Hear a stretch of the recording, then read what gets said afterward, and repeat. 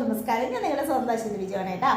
ഇന്ന് രാത്രി 12 മണിയോടുകൂടി നമ്മൾ 2025 അവസാനിക്കുകയാണ്, 2026 തുടങ്ങിയാണ്. അപ്പോൾ ഈ അവസരത്തിൽ എനിക്ക് വലിയ കാര്യങ്ങളൊന്നും പറയാനൊന്നുമില്ല, പിന്നെ കുറച്ച് കാര്യങ്ങൾ പറയാതെ ഇരിക്കാനും പറ്റുന്നില്ല. 2025 ഞാൻ നേരത്തെ തന്നെ ഓൾറെഡി പറഞ്ഞിട്ടുണ്ട്, എന്നെ സംബന്ധിച്ചിടത്തോളം ഏറ്റവും മോശമായിട്ടുള്ളൊരു വർഷം ഏതെന്ന് ചോദിച്ചു കഴിഞ്ഞാൽ 2025 ഞാൻ കണ്ണു അടച്ചോട് പറയാം. അത്രയേറെ കഷ്ടത തന്നൊരു വർഷമാണ് എനിക്ക്.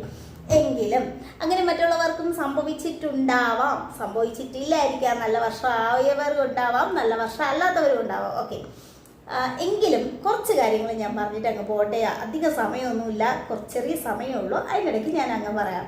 നമുക്ക് ആരുടെങ്കിലും വിരോധമുള്ളവർ കാണാം, നമ്മളെ വേദനിപ്പിച്ചവർ കാണാം, അല്ലെങ്കിൽ നമ്മൾ കാരണം മറ്റുള്ളവർ വേദനിച്ചിട്ടുണ്ടാവാം, അങ്ങനെ ഉണ്ടാവാം. അങ്ങനെ ആരെങ്കിലും ഉണ്ടെങ്കിൽ നിങ്ങൾക്ക് ക്ഷമ പറയാനുള്ള ഒരു അവസരമാണ് കേട്ടോ ഇന്നത്തെ ഈ ദിവസം എന്ന് പറയും. ഇന്ന് അല്ല, നിങ്ങൾ പിന്നീട് എപ്പോഴെങ്കിലും കാണുന്ന ഒരു ദിവസമാണെങ്കിൽ കൂടി ധൈര്യമായിട്ട്, ഒരു നാണക്കേടും മനസ്സിൽ വിചാരിക്കാതെ തന്നെ നിങ്ങൾക്ക് ധൈര്യമായിട്ട് പറയാം.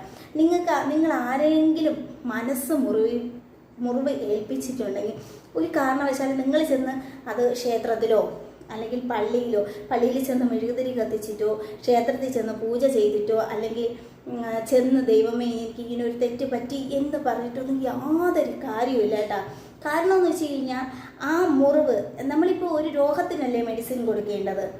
എന്ത് രോഗമാണ് നമുക്കുള്ളത്, ആ രോഗത്തിന് മെഡിസിൻ കഴിച്ചാലേ നമുക്ക് ആ രോഗം മാറുള്ളൂ, അല്ലേ, പൂർവാധികം മാറുള്ളൂ.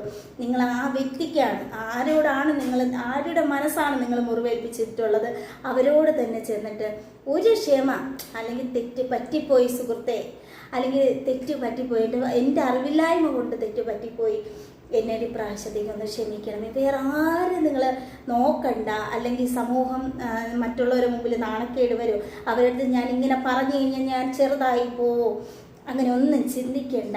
കാരണം നിങ്ങൾ ഇന്നിവിടെ താഴ്ന്നു കൊടുത്തു കഴിഞ്ഞാൽ നിങ്ങൾക്ക് അവിടെ ഏറ്റവും കൂടുതൽ എന്ന് വെച്ചാൽ ദൈവത്തിന് തുല്യമാവും. നിങ്ങൾ ദൈവസന്നിധിയിൽ നിങ്ങൾക്കൊരു എന്താ പറയുക, ഒരു സീറ്റ് ഉണ്ടെന്ന് പറയും പോലെ അവിടെ ശരിക്കും നല്ലൊരു മനസ്സിനാണ് നിങ്ങൾ ഉടമയാവുന്നത്.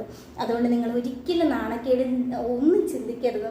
നിങ്ങൾ ധൈര്യമായിട്ട് പറയൂ, നിങ്ങൾ കാരണം 2025 ആർക്കെങ്കിലും മുറിവേറ്റിട്ടുണ്ടെങ്കിൽ അവരോട് നിങ്ങൾ ക്ഷമ പറയാൻ തയ്യാറാണെങ്കിൽ ചിലപ്പോൾ നിങ്ങൾ ഒരു വാക്ക് മതി, വെറുതെ ഒരു തലോടൽ മാത്രം, വെറുതെ ഒന്ന് കയ്യിലൊന്ന് തട്ടി നോക്കി, ആ പോട്ടെ എന്ന് മാത്രം പറഞ്ഞു നോക്കി, ആ പ്രശ്നം അവിടെ അവസാനിക്കുന്നു.